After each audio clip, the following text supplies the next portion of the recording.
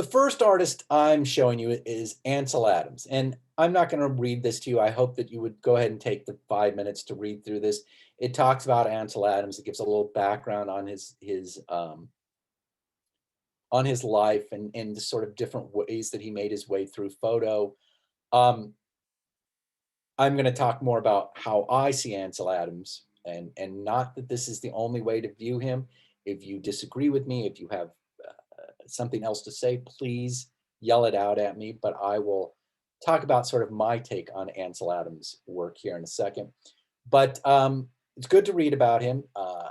He is, and these are, this page here is some of his more famous images and about them and all of that sort of thing. But photographs like this are the bane of my existence. Because here's the thing about Ansel Adams. He's extremely important to the history of photography. And we're going to take a look at his images. But when he was making photographs, it wasn't easy to make a photograph. He's making these on film. He's extremely important to the history of photo because he really worked on the craft of a photo. He looked at how light and chemicals and paper and all of those things interacted to give you a really good image. And I say this is the bane of my existence because all of you, I shouldn't say all of you, a number of you are going to go out and try to make photographs, and you're going to come up with some flower in your backyard and you're going to shoot it, and it's not going to be this good. And what I'll tell you is not going to be good. You're not going to have the detail. You're not going to have the lighting. You're not going to have this great tonal range. Everything from near to far is not going to be in focus. It's not going to be the composition here with this negative space drawing your eye around. You're just not going to make this good a photograph. But even if you did, this photograph has become so cliche. You see, if not this exact same photograph, a variation of this over and over again.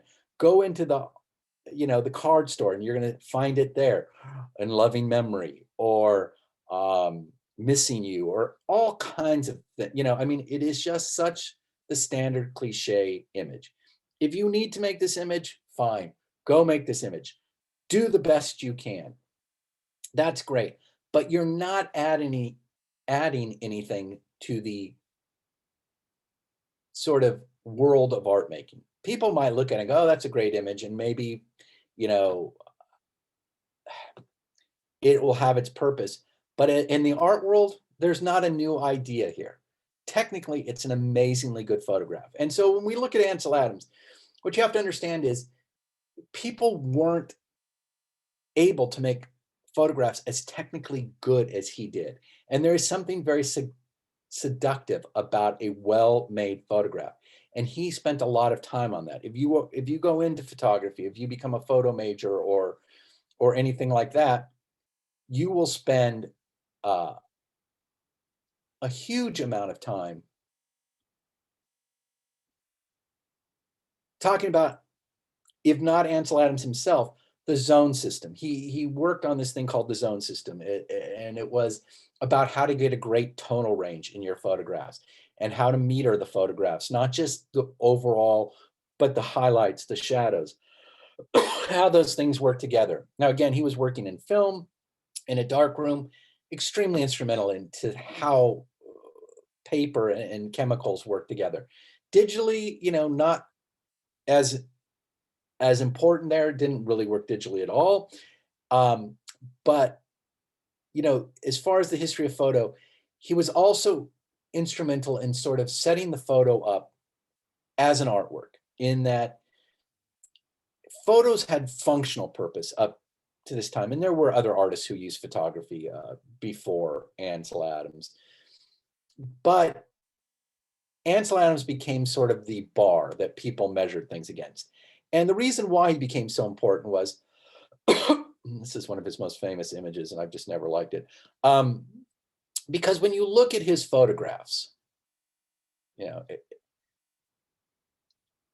he elevated the photo. So his photos worked in a couple of different ways. One is he is backpacking through Yosemite and all these places. He and John Muir are extremely influential for getting Yosemite set aside as the government saying its side is protected land and all of that sort of stuff. But his photos, one, he's taking photos of places that most people on the planet would never be able to see. So they're, or get to. It's before Yosemite is the sort of touristy place it is now, where they have trams and things to take you to these places. He's backpacking out in the wilderness. He's, kind of this um, kind of cowboy-like guy. And, so he's sort of hunting, but hunting images, and he's bringing them back. And I'm going to go ahead and go to some of his images now.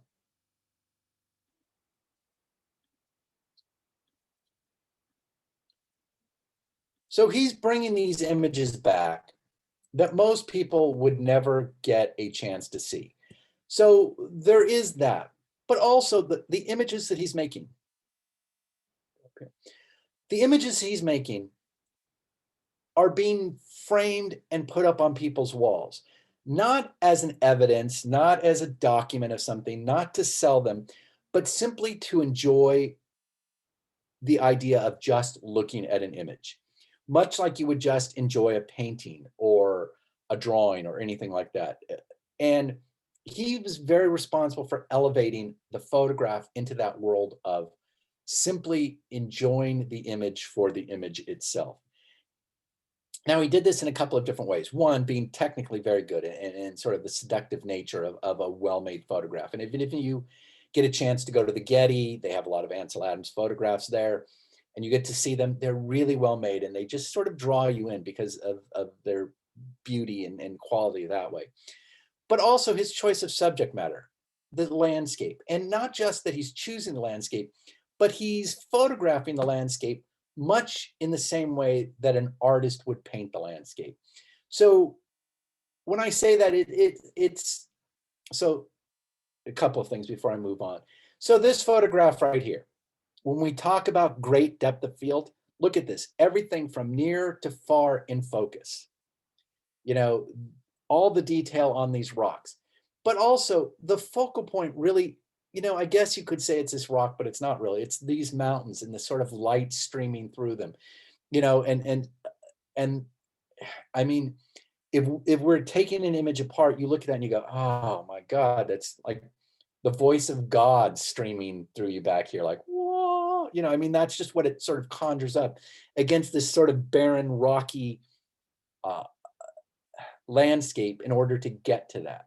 So again, there's the narrative. Oh, you've got to make your way through the rocks before you hit, God singing to you, or the more just sort of visceral response of like, wow, that's just this sort of beautiful moment. And if you've ever had that uh, experience, you might relate to that, of just being the only person there as nature sort of unfolds. That's very romantic reading for me. I don't usually look at images like that, but these are all different ways of talking about photographs. But you'll notice the horizon line, not perfectly in the center, slightly up. The focal point sort of being over here. So when we talk about the rule of thirds, going from here to the rocks and around, keeping somebody's eye moving through these things. All of that, the clouds, the light streaming, just a great photograph. But when we talk about him being very painterly, so here's, you have the setting sun, you have this tree. Now, compositionally, this tree, when I talked about, the viewfinder being either sort of this window where other things are going on around here on the outside, this one, while you still know there's more of the world around here, he's composed this so that this tree is perfectly, boxed in by this image. It's in silhouette. So you have this strong graphic of very little in the background, but the graphic quality to this tree. Again, very painterly in his approach to it. And I mean, look at this one. You have the horizon line, you have the clouds that bring you into the sky, to the reflection in the water. Just extremely well-made photographs. This one I never really liked that much, but when you look at detail, the straight up and down of these trees, the detail in both the highlights and shadows. If any of you take a darkroom class, you'll know how difficult that is to do, to get the correct exposure and then to print it correctly. One like this, here's the ice on things. And again, he's going out into spaces that few, if any, human beings have seen, and he's bringing these images back. So there's that. But I mean, just the sort of painterly quality, the reflection, the snow, the trees, the mountains. Oh, look, more clouds, more snow, more mountains, more trees. That is the problem I have with it. How many times can you see the same sort of thing over and over again? And not only that, not only, okay, great, I get he's documenting, he's going out into the wilderness, whatever. But now, why would a person today make this image? And this is what we're going to talk about when we look at artwork is, you know, its meaning in the time, but also how it stands the test of time. What makes a good artist? Why do artists get, some can be very famous in their time period and nobody pays attention to their work later on. All of those things are things we'll talk about. With Ansel Adams, he's extremely important. One, because of the technical. Two, because, and this was an idea that Christopher Knight gave, and I'll probably come back to it again, is that artists who sort of do something that opens the door for the next generation of artists, or uh, they move art in a different way than it was going, or they become a signpost again for other artists to come back and look at. And Ansel Adams is definitely that. The history of art and photo, he is extremely important. He set the sort of bar that people needed to reach, and technically, and then compositionally at that time, going another route. The thing is, if you were to make this same photograph today, it's a great photograph, it's good, but nobody's going to pay attention to it. And for a couple of reasons, I shouldn't say nobody. You're not going to become Ansel Adams. And the reason is, one, because Ansel Adams already did it. It looks like an Ansel Adams photograph. It's mimicking something that's already been done. Two, it's not going to resonate in this place and time right now. With cameras being as good as they are, most people can go out and take an image fairly close to this. And it's nothing new there. It's not opening for the next generation of artists. Artists have already come, artists have already done that. The reason why he's the bane of my existence is because when people take a photo class, they think, oh, this is the kind of work I'm supposed to be making. I'm supposed to go out and here's Ansel Adams. That's what photographs, that's what fine art photos are supposed to be. And I want to tell you that's not the case. That is not what a fine art photo has to be. There's a whole range of things out there to photograph. There's a whole range of stories to tell, feelings to be shared, ideas to be communicated. There is an endless number of those things. And when I see a landscape, or these have become such the standard that one, you go into a doctor's office, you see these. Why? Because they don't want to offend anybody. They don't want anybody, it's just like, oh, that's nice. Yes, that's great. It becomes like wallpaper. Two, you've seen it over and over again. And especially even with Ansel Adams, by the time it becomes calendars and coffee mugs and sweatshirts and posters and books and all of that, it's the same image over and over again. You know, oh, look, trees. Now, great photograph. I mean, here's your focal point, here's your secondary, highlight, shadows, details, and everything. This is actually a long shutter speed, so that's why the mountains and everything are very focused. But that water that looks all cotton candy, that's because it was a fairly long shutter speed. You wouldn't see this with your eye. You would only see this kind of on film because of the nature of how light records on film or a sensor.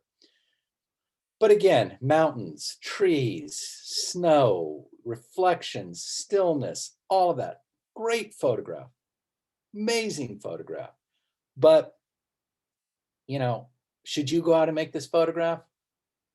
You can if you want, but it's not, again, you're not going to get attention in the art world for making the same photograph over and over again. Let's see here, do I have any more of these to go through? Those last one. I did want to show you this, so let me stop my sharing here. Let me open this up. Because it's something that we will be talking about as we go on. And if anybody wants to see this. So here's the Ansel Adams online gallery. Here is Ansel, and you can see here he is in his prime as he got a little older. If you want to see Ansel Adams' original photos, so here are some original photos. So here's the one we just saw. And what it's telling you is the negative was made in 1963, actually the year I was born. It was printed in 1977. Now, was it printed by Ansel? I don't know if that's the case or not. It's an 8x8 and it's in pristine condition. It's $14,900. Okay, pretty expensive for a photograph, especially, let me look at this. Okay, it is signed by Ansel Adams. It is number 157. So that means there's at least 156 more of these at $15,000 a piece. I don't know how many are in the entire, they should tell you. And here's what it looks like matted. So you can see an expensive little piece, but again, they also sell different versions of these same images from $325 because some are printed after he's already been dead. Some are printed from his negatives. Some are printed just like posters. So we'll talk about the art market more as we go on, but you can see how Ansel Adams has been monetized. And so if you want to take a look through his images and stuff, that's great. But we'll spend some time talking about, you know, especially historical photographs, whether they were printed by the artist, whether they were printed by somebody after their death, from their negative or from a reproduction of their images. So here's that rose and driftwood. So these are replicas, digitally mastered. So you can see how that goes. I don't know if they have one. Oh, original photos. I don't know if they have that same photo here as an original.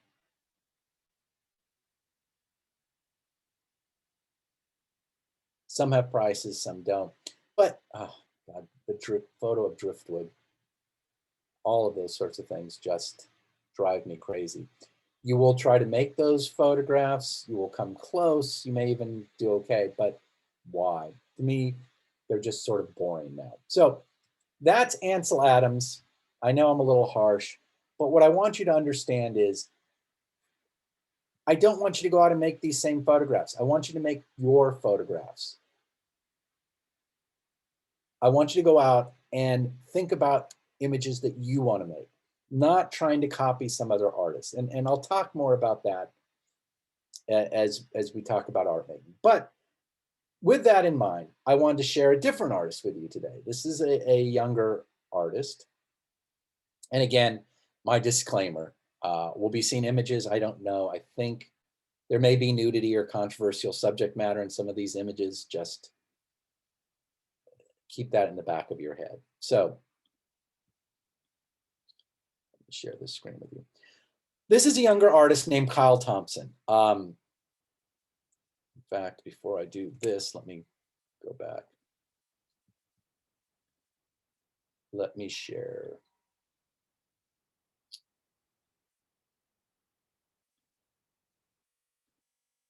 Let me go back here.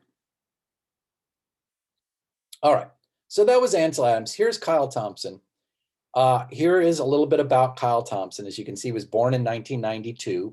So, you know, a much younger sort of artist. What would that make him now? We're in 21. So he's around 29, 28 or 29. So he's a younger artist. And here is his photo.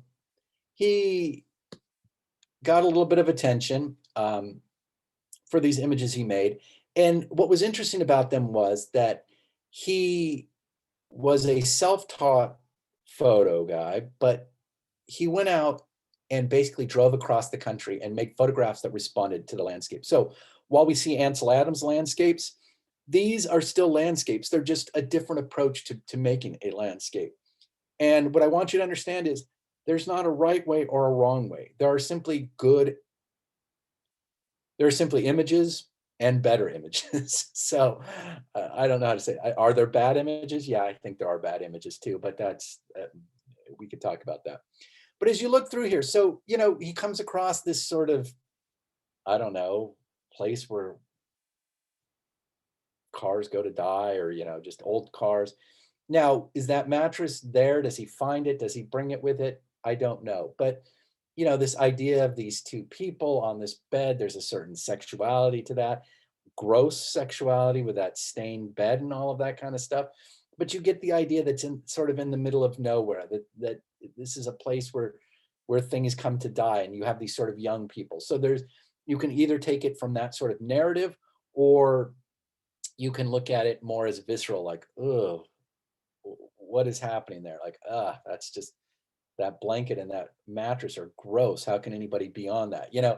So there's that. The thing with his photographs is, and especially these are from like 2013. So he was 21 when he made these. Um, is that they're kind of all over the place. And that's what I like about it. And that's why I show them in my classes. Because I want you to understand that as photographers mature and they get better, they get more focused, they get more concise, their ideas become sharper, all that kind of stuff. What I loved about him was he was out, and you can see that he's responding to the environment. He's responding to a lot of things going on. And he's approaching it in all sorts of different ways. And we'll take a look at different artists that you can see his work is very derivative of. Now, did he see those artists? I don't know. Was he mimicking them? It's a tough question. Um, but there are people who've done this kind of work before, but you can see it's all over the place. So then you take one like this, which is a very staged photograph. So you get these three people, you cover them in sort of this, I don't know whether they're in flour, but you get the idea of the three sirens. You put them in water. It's much more of a narrative. It's sort of historically based. I always like this one. You come across maybe an abandoned house or something like that. You see a hole in the ceiling, and instead of just taking that photograph of the hole in the ceiling, you go up there and put your legs through. Does it look like he just fell through, like he's waiting for something to happen?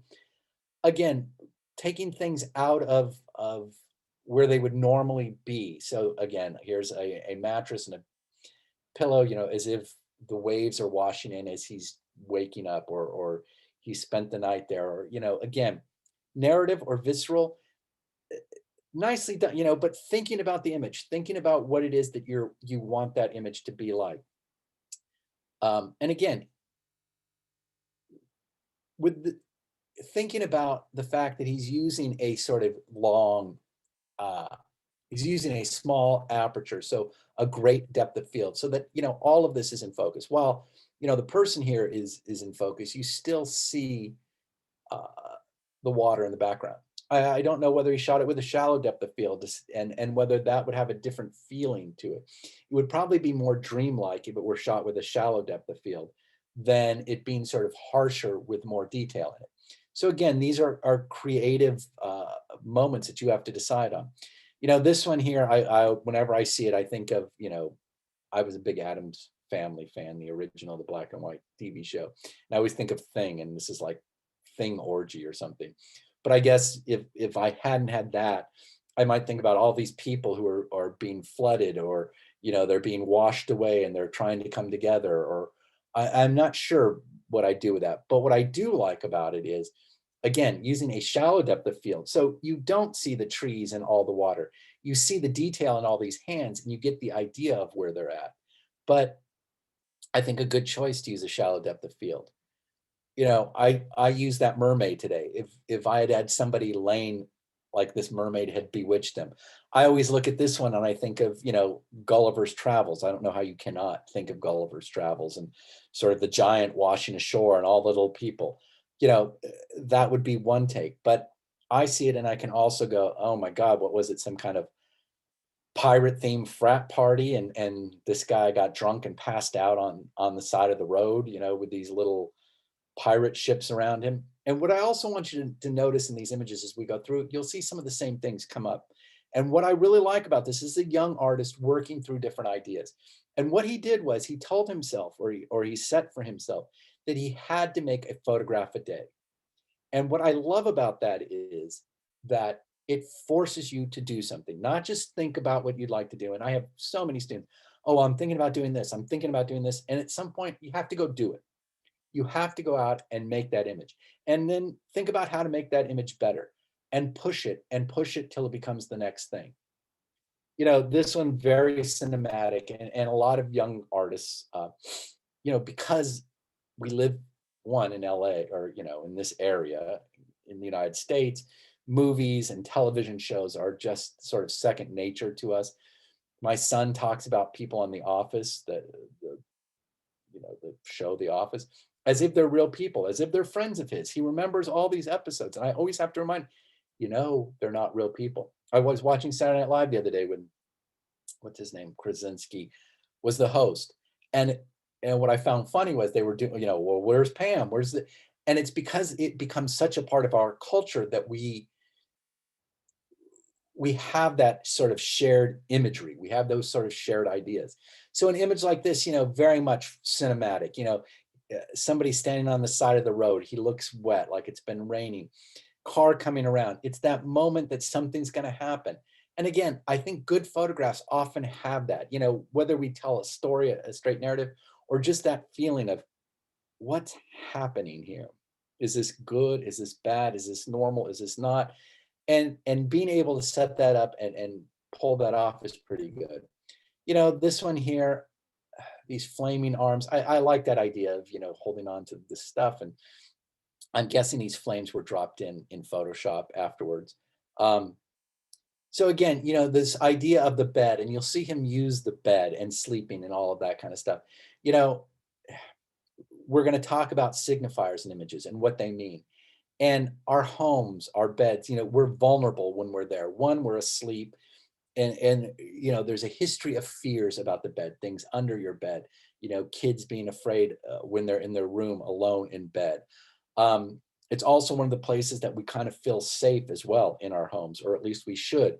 So it's unsettling when you're vulnerable. And so, here again, what is happening that he's out here in this dune with this mattress and this pillow, juxtaposing things, taking things out of their normal context and putting them in something else. That's just a boring photograph. This photograph I've seen a million times. But again, a young artist working, you're going to have hits and misses. I mean, it's a good photograph, light coming from behind. He's in silhouette. There's a lot of smoke. But again, no sort of payoff, nothing there for me.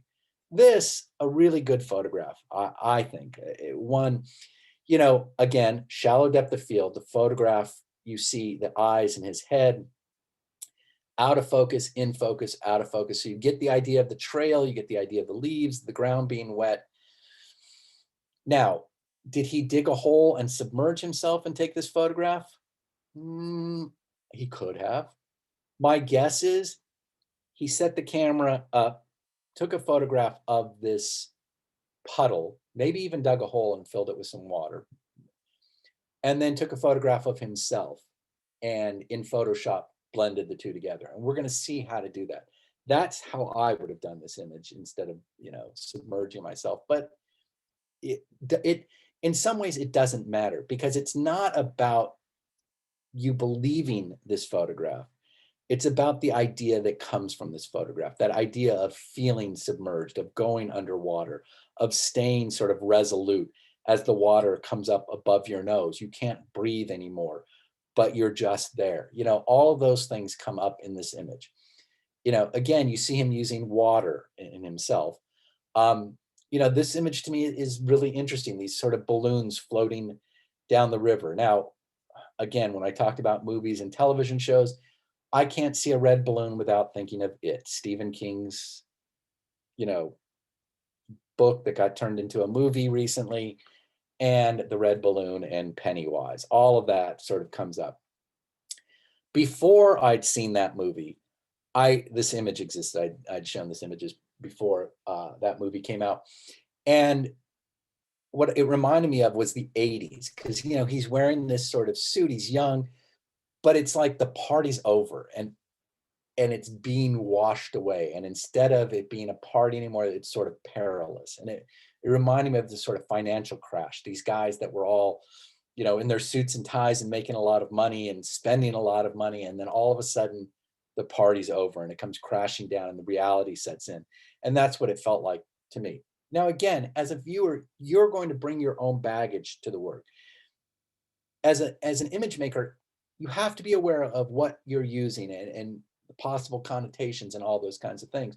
But when we look at images, what we're going to talk about is, one, we're going to have our own personal baggage, but there's also just going to be cultural baggage, and to think about how those images operate. A nice photograph here, I don't know whether he's using a smoke bomb or how he's getting such dark smoke, whether it's even smoke or whether that's some kind of material. I like the idea that you don't see his face. Again, the sort of shallow depth of field here where his face is in focus, but the background sort of goes out. I don't know that I like to see the pants in there. I probably would have either liked him to be more nude looking because it would have been more angelic or something like that. The pants make it feel like he's standing somewhere. I think without them, it would have felt more like he was in the heavens or something was happening. You see this big piece of cloth going again, wrapped around him. We'll see a number of artists, Magritte, who wrapped people's faces and things like that came before him. I don't know. I don't like the big twirly. It looks like it's been done in Photoshop. It also reminds me of those gymnastics dancers and things that go on. And again, if you have something to say, please yell it out. I will just kind of ramble on. I could talk about images all the time, and I've talked about these several times already, not to you, but to other people. So I have my sort of shtick that I do. But I would love to hear any new takes on it. I like this one again because here we have that sort of same, you have a number of his images. And this is what I want to talk about in this one is, so you see him building a vocabulary, things that work and things that don't work. Ideas and pushing them to the next thing. And I'm going to yell at you people for that a lot. You're going to come up with an idea. You're going to shoot a couple images of it and move on. Push it to the next, push it till it fails, till it doesn't work anymore. Try something different. So here you have those same, pirate ships, but now they're floating in the water. You have him submerged in the water, but again, not looking forward, a more downcast sort of look, this sort of not aware, not that resolute quality. You get the idea that this is sort of a bigger body of water, all of those sorts of things, subtle changes in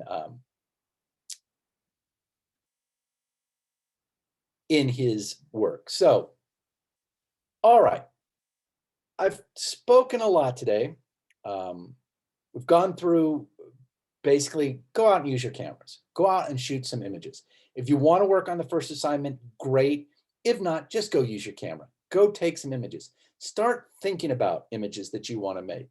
Again, for the critique, and that's coming up in a couple of weeks, for the first, or for any critique, the work that you show does not have to be for my assignments. The assignments you'll have to do and turn in, and you'll get a grade for that. But the work that you show at a critique is completely up to you. If you took this class because all you want to do is make portraits, fine. Start making portraits, start showing us portraits, and we'll talk about what's good, what's bad in them. But even if you just want to make portraits with this first assignment, think about a shallow depth of field. Think about a portrait using the greater depth of field. How is it that you want to photograph things? Don't play things safe. Try things that you're not even sure it works. This is the time to try things and fail, to do things, to push. Don't make things that you just think, oh, well, this is what he wants. First of all, I don't want anything from you. I get paid whether you make photographs or not. So your producing something is irrelevant to me. What I do want are good images that you are proud to have made. I want to see you thinking about them. I want to excite you about the idea of making a photograph, of telling a story, of communicating a feeling or a thought or an idea. That is what I want. So if you're trying to please me, think about those things. But do I have specific images in mind? No. For the assignments, do I want to see the technical things I'm asking for? Yes. But I want to see interesting images using those things. All right. That's a lot of me sort of rambling on and sort of a lot of stuff going on in there. But you should know how to use your cameras. You should be able to go out and take photographs. You should be able to get those images out of your camera and onto your computer somehow.